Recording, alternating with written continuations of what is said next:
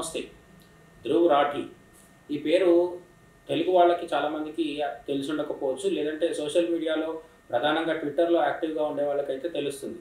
ఈ ధ్రువ్ రాఠీ అనేవాడు జర్మనీలో ఉండి మోడీకి వ్యతిరేకంగా, బీజేపీకి వ్యతిరేకంగా, అవసరం అనుకుంటే భారతదేశానికి వ్యతిరేకంగా కూడా వీడియోలు చేస్తూ ఇన్ఫ్లుయెన్సర్గా కొంత ఫాలోయింగ్ అయితే సంపాదించుకున్నాడు. అయితే సరిగ్గా ఎన్నికలకు ముందు ఈ ధ్రువ్ రాఠీ అనేవాడు ఒక వీడియో చేయడం జరిగింది. దాంట్లో డిక్టేటర్ అనే పదం వాడాడు. ఎవరి గురించి అంటే నరేంద్ర మోడీ గురించి.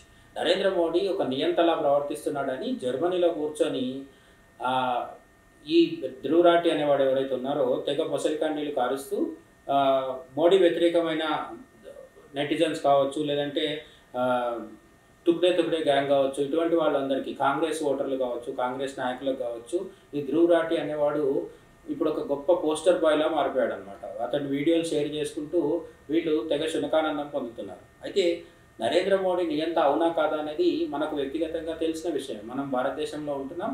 నిజానికి ఆ విచిత్రం ఏంటంటే నరేంద్ర మోడీ నియంత అని ఆయన హ్యాపీగా ధైర్యంగా చెప్తున్నవాడు ఎవరు? ధ్రువ్ రాఠీ. తనే నియంత అంటున్నాడు, కానీ నియంత గురించి ధైర్యంగా మాట్లాడగలుగుతున్నాడు. అది మాట్లాడే ధ్రువ్ రాఠీని నరేంద్ర మోడీ అసలు ఏమీ అనట్లేదు కూడా. అతని ఫాలోవర్స్ని కూడా ఇక్కడ భారతదేశంలో ఎవరు ఇబ్బంది పెట్టట్లేదు. అయినా సరే నియంత్రత్వం ఉంది, నియంత నరేంద్ర మోడీ ఒక నియంత అనే ఒక దుష్ప్రచారం చేస్తున్నారు.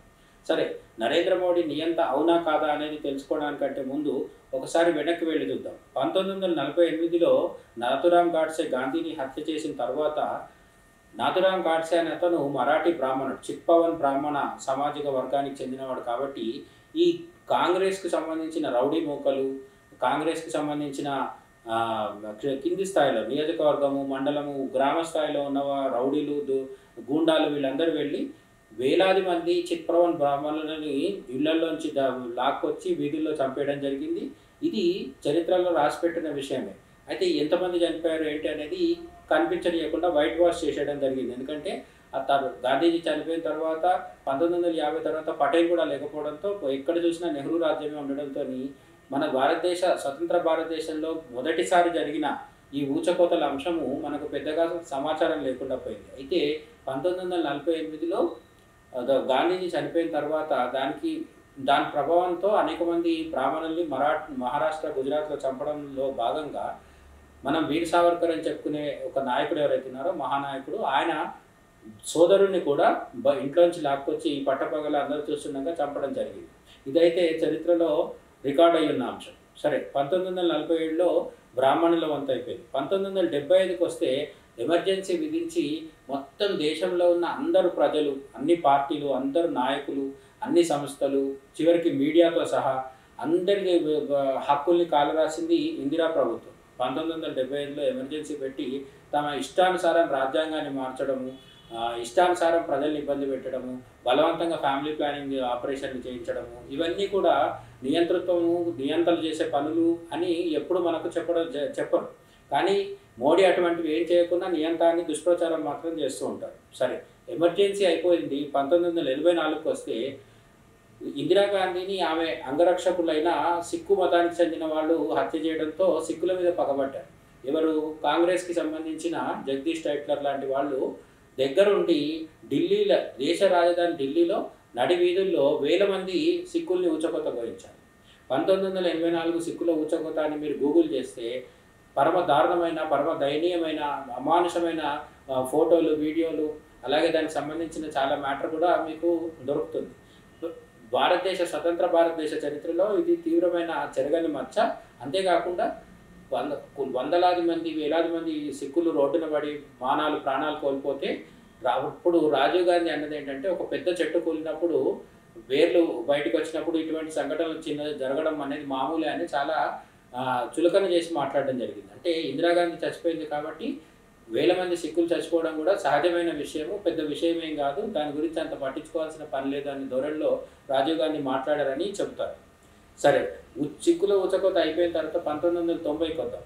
1990లో కూడా నియంతృత్వం ఏమీ తగ్గలేదు. 1990లో కాశ్మీర్లో కాశ్మీరీ పండిట్లని రాత్రికి రాత్రి కాశ్మీర్ నుంచి వెళ్ళగొట్టడం జరిగింది. సొంత దేశంలో వాళ్ళు కాంతి సిక్కులుగా జమ్మూలో కావచ్చు, ఢిల్లీలో కావచ్చు ఇప్పటికీ బతుకుతున్నారు. తిరిగి వెళ్ళాలంటే ఆర్టికల్ 370 తీసేసిన తర్వాత కొంత అనుకూలత వచ్చినప్పటికీ దశాబ్దాల పాటు 1990 నుంచి 2019 వరకు కాశ్మీరీ పండిట్ల కష్టాలు దుఃఖాలు చెప్పడానికి ఎంత చెప్పినా సరిపోదన్నమాట. దీనికి అంతటికి కారణం ఎవరు అంటే కాంగ్రెస్ కావచ్చు, కాంగ్రెస్తో రాసుకొని పుసుకొని తిరిగే ఫరూక్ అబ్దుల్లా ప్రభుత్వం కావచ్చు. ఇటువంటి వీళ్ళందరూ నియంతృత్వం పాటించి ఉగ్రవాదులతో చేతులు కలిపి అమాయకమైన కాశ్మీరీ పండిట్లని, అమాయకమైన ప్రజల్ని నడి వీధుల్లో ఊచకోతలు కోసారు. స్త్రీలకు మానాలతో ఆటలాడుకున్నారు. చిన్నపిల్లల్ని కూడా చూడకుండా నరికి చంపడం జరిగింది. ఇవేవి కూడా ధ్రువరాటి లాంటి వాళ్ళకి నియంతృత్వం లాగా కనిపించవు. కానీ ఇవేవి చేయకుండా మోడీని మాత్రమే నియంత అని మన వాళ్ళు ప్రచారం చేస్తుంటారు. 1990లోనే ఉత్తరప్రదేశ్కి వస్తే అయోధ్యలో కరసేవ కోసమని వెళ్ళిన కరసేవకుల మీద ఎటువంటి కాల్పులు జరిపారు. ములాయం సింగ్ లాంటి సెక్యులర్ నాయకులు తమ మైనారిటీ ప్రేమను చాటుకోవడం కోసము ఎంత దారుణమైన కాల్పులు జరిపించి ఎంత అమానుషమైన చర్యలకు పాల్పడ్డారనేది మనందరికీ తెలిసిందే. 1990లో నడి రోడ్డు మీద అనేక మంది కరసేవకులు పోలీస్ కాల్పుల్లో చనిపోవడం జరిగింది. అలాగే పట్టుకొని తీవ్రంగా లాఠీచార్జీలు చేయడము, తీవ్రమైన గాయాల పాలు చేయడం కూడా జరిగింది. ఇది కూడా ఇటువంటి లాఠీచార్జీలు చేయడం కూడా మన వాళ్ళ దృష్టిలో నియంతృత్వం కాదు. మోడీ ఏం చేసినా మాత్రమే నియంతృత్వం. ఇక 2008 కొద్దాం. 2008లో ఎవరి ప్రభుత్వం ఉంది? సోనియా ప్రభుత్వం. అంటే మన్మోహన్ని ముందు పెట్టుకొని నడిపిన సోనియా గాంధీ గారి ప్రభుత్వం ఉంది, UPA 1. ఈ UPA ప్రభుత్వ కాలంలో జరిగింది ఏంటి? ముంబైలోకి కసబ్ వాడి టీం వీళ్ళందరూ వచ్చి అక్కడ రైల్వే స్టేషన్ కావచ్చు, తాజ్ హోటల్ కావచ్చు, ఎక్కడ పడితే అక్కడ పిట్టల్ని కాల్చినట్టు కాల్చి పారేశారు. హిందూ ముస్లిం అనే మతాల తేడా కూడా లేకుండా పాకిస్తాన్ నుంచి వచ్చిన ఉగ్రవాదులు తమ ఇష్టానుసారం కాల్పులు జరిపి వందల మందిని పొట్టన పెట్టుకోవడం జరిగింది. మన దేశం వాళ్ళే కాకుండా అంతర్జాతీయ పర్యాటకులు కూడా ఇందులో చనిపోవడం జరిగింది. ఇంత జరిగినా సరే తమ వైఫల్యం ఏం లేదు అన్నట్టుగా హిందూ ఉగ్రవాదం అనే ఒక కల్పితమైన పదాలతోని, పడికట్టు పదాలతోని టైంపాస్ చేస్తూ లేని హిందూ ఉగ్రవాదం ఉంది అని నిరూపించడానికి ప్రయత్నిస్తూ సాధ్వి ప్రజ్ఞా సింగ్ లాంటి వాళ్ళని సరైన అఫిడవిట్ కూడా పెట్టకుండా 8 ఏళ్ల పాటు జైల్లో పెట్టి తీవ్రమైన ఇంట్రాగేషన్ చేసి కొట్టి లేచి నడవలేని పరిస్థితిలోకి సాధ్వి ప్రజ్ఞా సింగ్ లాంటి హిందూ మతానికి సంబంధించిన సాధువుల్ని, సన్యాసుల్ని ఇబ్బంది పెట్టడం జరిగింది. ఇవన్నీ కూడా నియంతృత్వం కాదనే మన వాళ్ళు చెప్తుంటారు. మరి నియంతృత్వం అంటే ఏంటి అంటే మోడీ ఏం చేసినా నియంతృత్వమే. మోడీ కోట్లాది మందికి ఉచిత రేషన్ ఇస్తే అది కూడా నియంతృత్వం అని చెప్పేంత ద్వంద్వ వైఖరి, హిపోక్రసీ మన వాళ్ళకి తయారైపోయింది. వీళ్ళకి అనుబంధంగా అంతర్జాతీయ మాఫియా కూడా పనిచేస్తూ ఉంటుంది. ఈ అంతర్జాతీయ మాఫియా చేసే పని ఏంటి అంటే రకరకాల దిక్కుమాల పనికిమాల రిపోర్ట్లు ఇస్తూ ఉంటారు. ఆ రిపోర్ట్లలో ఏంటంటే పాకిస్తాన్లో ఉన్న ప్రజలు కూడా మన దేశ ప్రజల కంటే సంతోషంగా ఉన్నారు, హ్యాపీనెస్ లిస్ట్లో వాళ్ళే మనకంటే బెటర్గా ఉన్నారు అని చెప్పడం లాంటి పిచ్చి పిచ్చి పనులన్నీ చేస్తుంటారు. దివాలా తీసిన శ్రీలంకలో, మాల్దీవుల్లో కూడా జనం హ్యాపీగా ఉన్నారు, ఇండియాలో హ్యాపీగా లేరు లాంటి రిపోర్ట్స్ ఇవ్వడము. వీళ్ళంతా ఈ ధ్రువరాటి లాంటి వాళ్ళని ముందర పెట్టుకొని పనిచేస్తూ ఖలిస్తానీ కురవాదులో చొరబడి రైతుల చేత ఉద్యమం చేయించడము, CAAకు వ్యతిరేకంగా షహీన్బాగ్ ఉద్యమం చేయించడము. అంటే అరాచకం చేసే వాళ్ళే తిరిగి మోడీ నియంతృత్వం చేస్తున్నాడు, మోడీ యొక్క నియంత అని దుష్ప్రచారం చేస్తూ ఎన్నికల ముందు తమ నాటకాలకి తెరదీయడం జరిగింది. ఇట్లాంటి వాళ్ళ పట్ల మనం జాగ్రత్తగా ఉండాల్సిన అవసరం అయితే చాలా ఉంది.